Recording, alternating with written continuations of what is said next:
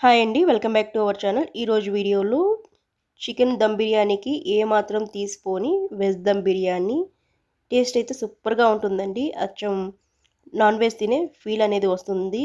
ఎవరైతే non veg తినరో వాళ్ళు ఈ వెజ్ దమ్ బిర్యానీని ఇలాగని ట్రై చేశారు అంటే చికెన్ దమ్ బిర్యానీ తిన్న ఫీల్ అనేది వస్తుంది మీకు.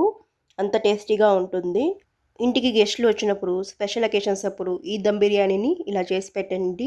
వాళ్ళు మీ వంటకి ఫిదా అయిపోవాల్సిందే. ఇప్పుడు ఎలా ప్రిపేర్ చేసుకోవాలో చూద్దాము. నేను ఇక్కడ వెజిటేబుల్స్ క్యారెట్, ఆలు, బీన్స్ వీటితో పాటు పన్నీర్ తీసుకున్నాను. ఈ వెజిటేబుల్స్తో పాటు మీకు ఇష్టమైన వెజిటేబుల్స్ ఏవైనా యాడ్ చేసుకోవచ్చు. వీటితో పాటు కాలీఫ్లవర్, మష్రూమ్స్ లాంటివి తీసుకోవచ్చు. నేనైతే ఇక్కడ ఈ 3 వెజిటేబుల్స్ పన్నీర్ని యూజ్ చేశాను. క్యారెట్ 3, ఆలు 3, బీన్స్ ఒక 15 వరకు తీసుకున్నాను. వీటితో పాటు పన్నీరు ఒక 200 గ్రామ్స్ వరకు తీసుకున్నాను. ముందుగా బాస్మతి రైస్ని నేను ఇక్కడ ఒక 3 గ్లాసెస్ వరకు బాస్మతి రైస్ని తీసుకున్నాను. నేను తీసుకున్న గ్లాసు 150 నుంచి 200 గ్రామ్స్ వరకు ఉండొచ్చు. అంటే టోటల్గా నేను ఒక హాఫ్ కేజీ వరకు రైస్ని తీసుకున్నాను. వాటర్ పోసుకొని ఒక 2 to 3 టైమ్స్ వాష్ చేసుకున్న తర్వాత వాటర్ పోసుకొని ఒక 15 నిమిషాలు ఈ రైస్ని నానబెట్టుకోండి.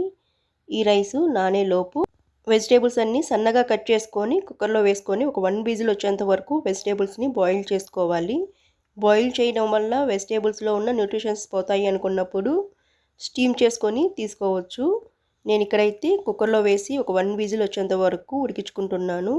లేదు కుక్కర్లో వద్దనుకున్నా కూడా ఒక బౌల్లో 50% వరకు ఈ వెజిటేబుల్స్ ఉడికేంత వరకు ఉడికించుకోవాలి. ఇలా ఉడికించుకోకుండా డైరెక్ట్గా తీసుకోవడం వల్ల మనకి దమ్ బిర్యానీ చేసేటప్పుడు వెజిటేబుల్స్ త్వరగా ఉడకవు. 1 విజిల్ వచ్చిన తర్వాత స్టవ్ ఆఫ్ చేసుకొని ఆ ప్రెజర్ అంతా పోయిన తర్వాత వెజిటేబుల్స్ని ఒక బౌల్లోకి తీసుకోండి. ఇప్పుడు రైస్ని కుక్ చేసుకోవడానికి స్టవ్ మీద ఒక బౌల్లో వాటర్ తీసుకోండి. ఇందులోనే 2 టేబుల్ స్పూన్ సాల్ట్, 1 ఇంచు చెక్క, 6 లవంగాలు, 1 అనాస పువ్వు, 1 బిర్యానీ ఆకు, 1 టేబుల్ స్పూను జీలకర్రని వేసుకోండి. ఈ వాటరు బాయిల్ అయిన తర్వాత రైస్ని యాడ్ చేసుకోవాలి. ఈ వాటరు బాయిల్ అయ్యేలోపు వెజిటేబుల్స్లోకి కావాల్సిన మసాలాని వేసుకొని కలిపి పెట్టుకుందాము. ఈ క్యారెట్, ఆలు, బీన్స్తో పాటు పన్నీర్ ముక్కల్ని కూడా వేసుకోండి. నేను ఇక్కడ ఒక 200 గ్రామ్స్ వరకు పన్నీర్ ముక్కల్ని వేశాను. క్యూబ్స్ లాగా కట్ చేసుకొని ఈ పన్నీర్ ముక్కల్ని ఫ్రై చేయని అవసరం లేదండి, డైరెక్ట్గా తీసుకోవచ్చు.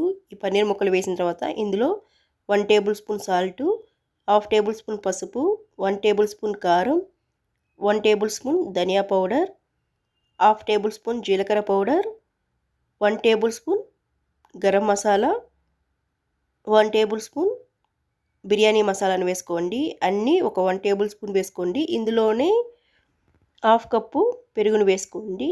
ఈ పెరుగు వేసిన తర్వాత 1/2 కప్పు బ్రౌన్ ఆనియన్స్ని తీసుకోండి. ఈ బ్రౌన్ ఆనియన్స్ని డీప్ ఫ్రై చేసుకొని తీసుకోండి.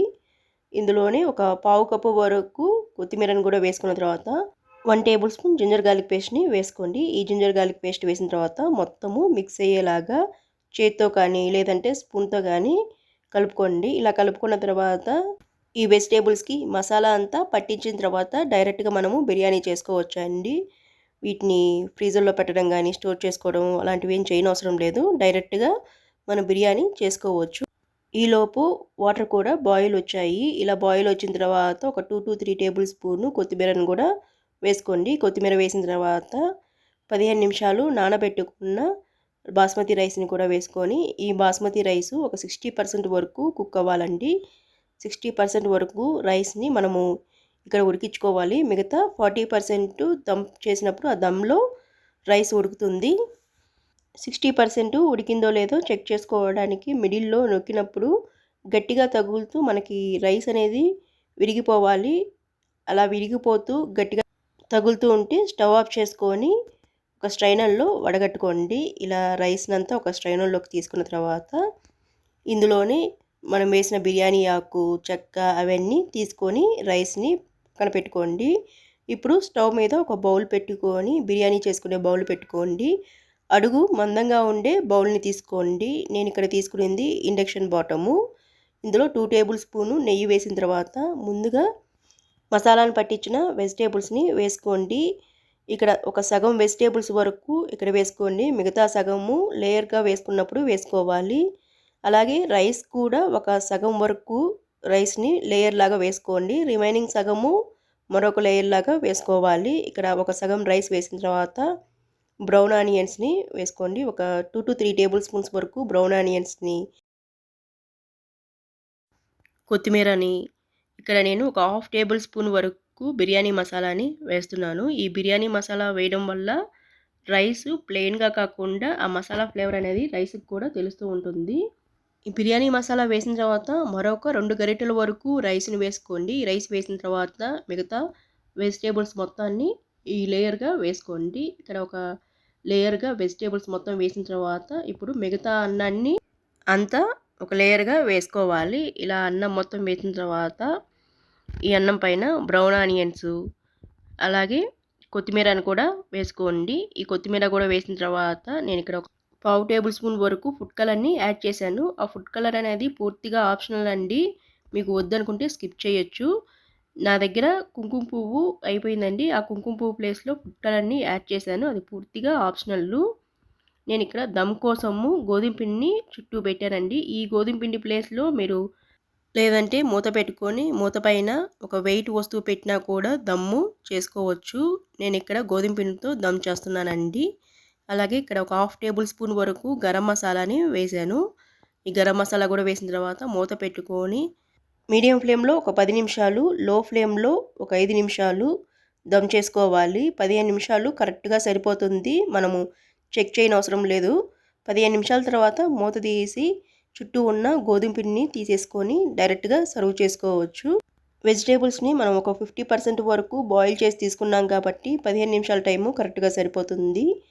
మనం చెక్ చేయనవసరం లేదు. 15 నిమిషాల తర్వాత ఇలా చెక్ చేసాము అంటే చక్కగా లోపల వరకు దమ్ పట్టి అలాగే అడుగు కూడా అంటుకోకుండా పర్ఫెక్ట్గా వచ్చింది. మా పిల్లలైతే ఈ బిర్యానీ స్మెల్ చూసి చికెన్ దమ్ బిర్యానీ చేస్తున్నావు మమ్మీ అని అడిగారు. అచ్చము ఈ బిర్యానీ చేసేటప్పుడు మనకి ఆ చికెన్ దమ్ బిర్యానీ చేస్తే స్మెల్ అనేది ఎలా వస్తుందో అదే ఫ్లేవర్తో వస్తుంది.